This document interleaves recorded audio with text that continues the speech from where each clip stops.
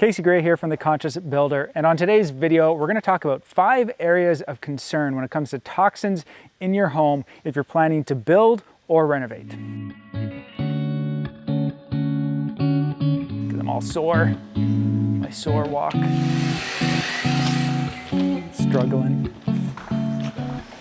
So this is something that you'll want to educate yourself on because this is the home that you plan on living in for a long time. If you're building or you're renovating, I am assuming this is going to be a forever home for you and your wife and your children and grandchildren potentially. And really, if we want to simplify it, anything that has a finish on it or anything that has glue on it can have toxins and probably will have toxins. Now, this is an engineered hardwood, which is going to have glue and a finish on it, and it's sitting on top of OSB. OSB is oriented strand board, which is, if you're not familiar with it, is a bunch of wood chips that are glued together and there might be a finish on it.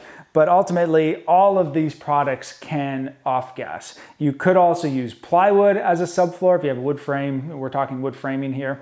However, that will also have glue in it, and you can get formaldehyde-free products that won't off-gas as much, but formaldehyde-free also doesn't mean toxic free. So there's all sorts of other toxins out there that come out, and constantly new toxins, new chemicals that are released every year, that it's hard to stay on top of everything. So this is where you want to do your research. If you can't get rid of things or you're not able to afford to get rid of things, how long does it take to off-gas? That could be a question. OSB should off-gas before anybody moves into a custom home because of the length that it stays exposed within the area.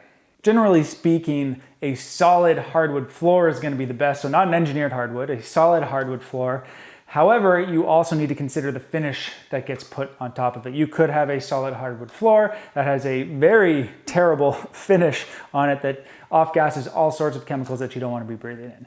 But carpet and vinyl are also typically the worst culprits. So if you do have to go that route, do your research and figure out which is the best for you and your family.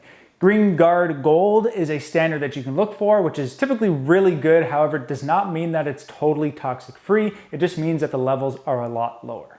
Now, behind what you see or what's coming to a finished home, you're gonna have insulation, not necessarily behind this wall, but if it's an exterior wall, we're gonna have insulation. And depending on what you use, there's gonna be off-gassing. Any foam products like spray foam, or even if it's an XPS or an EPS, is gonna have off-gassing, whatever chemicals are used for that. You're also gonna have fire retardants that could go into fiberglass. So if you're concerned about that, look into insulation products that are naturally fire retardant or don't have to add chemicals to them to make them fire retardant. Then we get into drywall and the finish, and then you can get into paints and oil paints versus latex paints. Latex paints, we all know, are a lot better. And then there's VOCs that come with paints and other products that we've already discussed. Now, you will see things like zero VOC paint. That is not actually possible by my understanding.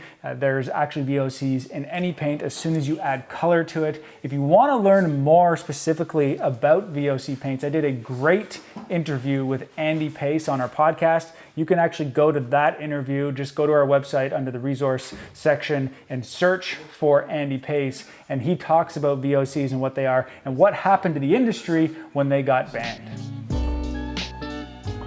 So I've already mentioned the finish on top of products, so that's no different when we get into trim work or cabinetry like you see behind me. However, what you get into in this case is products like MDF, which is medium density fiberboard, or HDF, as well as particle board, which is going to have other glues inside of it. So ideally, if you can, those products should be cut outside when you're working on it, because they will stay in your home for a little while. You can also use a vacuum with a HEPA filter, which is going to be great for the people installing those cabinets as well, if those types of toxins are in the products that are being used.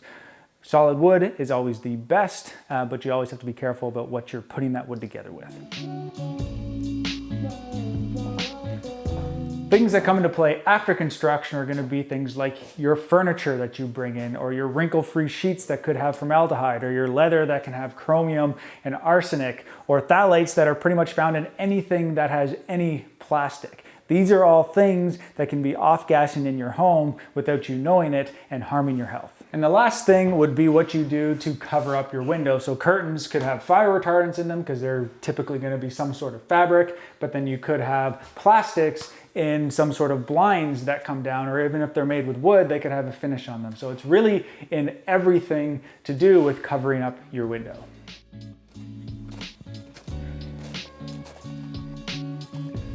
All right, we didn't make this video to scare you. We did it to help build that curiosity and that foundation. Obviously you're curious, hence why you listened to and watched this video, I should say. But if you want to dig deeper into these topics, there are 2 podcast episodes that I highly recommend that you listen to from the Conscious Builder Show. And that is the interview that I did with Andy Pace, as well as the interview that I did with Carolyn Blazovsky. Now, for those of you who already have a home and you're like, oh, I can't change anything, it's too late, or you don't plan on doing a big renovation, there are things out there like air purifiers that can help improve indoor air quality. And we're gonna be doing a video just on air purifiers as well. So if you haven't already, be sure to subscribe. And if you like this video, please hit that like button. That is one of the easiest ways that you can support the channel. Until next time, I'm Casey Gray, and remember to live consciously.